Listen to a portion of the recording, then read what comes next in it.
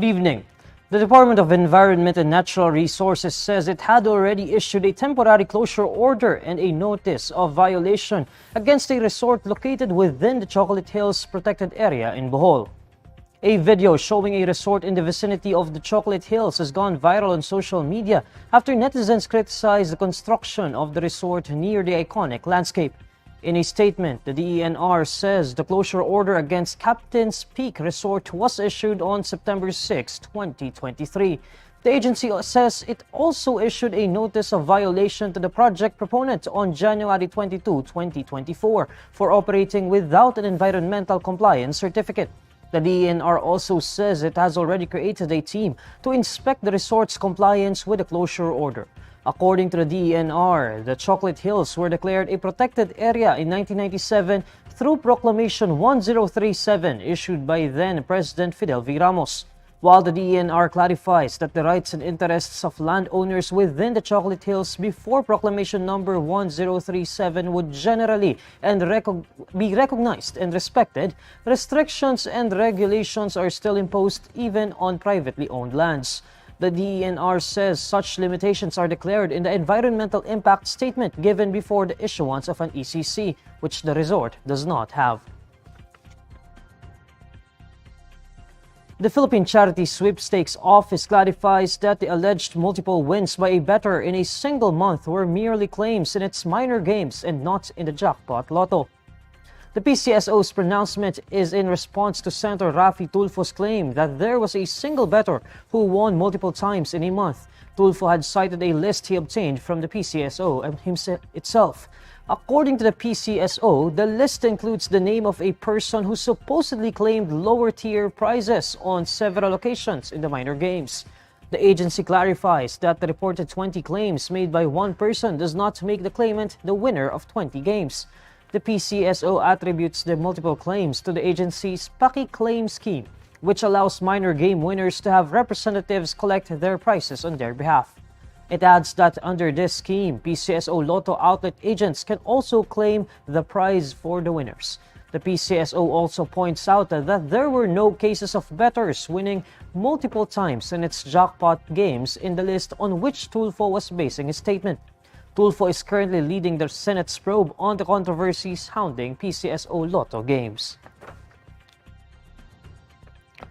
Finance Chief Ralph Recto sees the Philippines' potential to be the 14th biggest economy in the world by 2050. In a press conference on Wednesday, March 13, Recto says the country is on track to achieve this goal. When asked how the country would achieve this, Recto points out the existing resources in the Philippines. By 2040 or 2050, the Philippines will be the 14th biggest economy in the world. So we're on track. Out of 190 countries, our economy, purchasing power parity is about $1 trillion now. We have many natural resources. In minerals, we have reserves of $6 trillion. Think about that. Wala tayong lagis, pero marami tayong minerals. Furthermore, Recto says it is not only the Department of Finance that believes in this projection, citing the International Monetary Fund and the World Bank. Meanwhile, Recto says the Philippines borrows about 4 billion pesos a day to provide for the needs of Filipinos and fill in the gap in the country's income. But Recto says he's not worried as long as the economy's growth is faster than the rate of the country's debt. Pero yung utang natin, sabi ko, hindi ako nababahala dahil yan naman ay 2/3 we owe it to ourselves, 1/3 is foreign, 2/3 is local. So ang mahalaga, just to be very clear, is you want the economy growing faster than the rate of growth of your debt.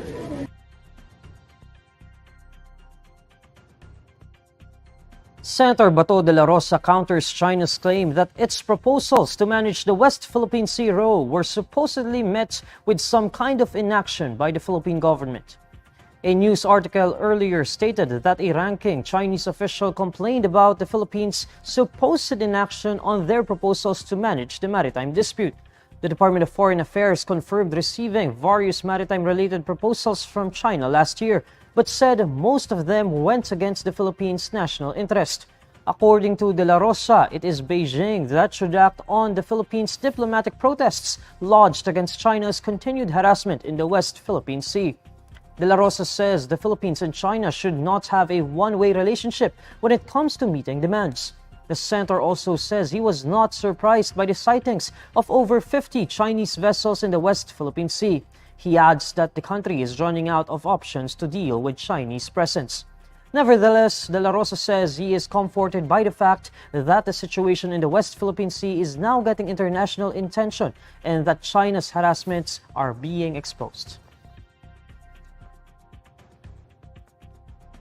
Senator Robin Padilla is asking a Senate panel to refrain from compelling any testimony from Pastor Apollo Quiboloy once the Department of Justice starts legal proceedings against him. The Department of Justice earlier ordered the filing of sexual abuse and qualified human trafficking cases in separate courts against Quiboloy.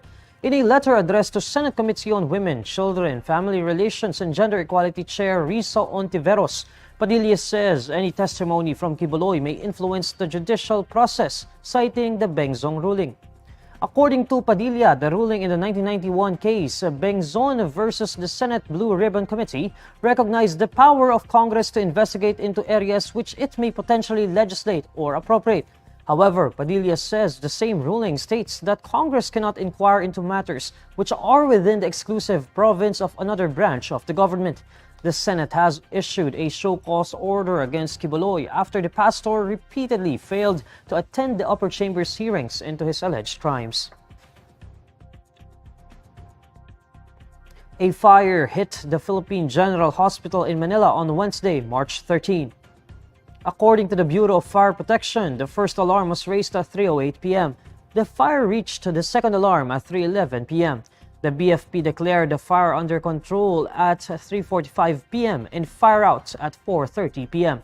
The UP Office of the Student Regent says the fire started at the hospital's wards 1 and 3, prompting the evacuation of patients, doctors, nurses, and other staff. The PGH is one of the largest government hospitals in the country and caters to thousands of patients daily.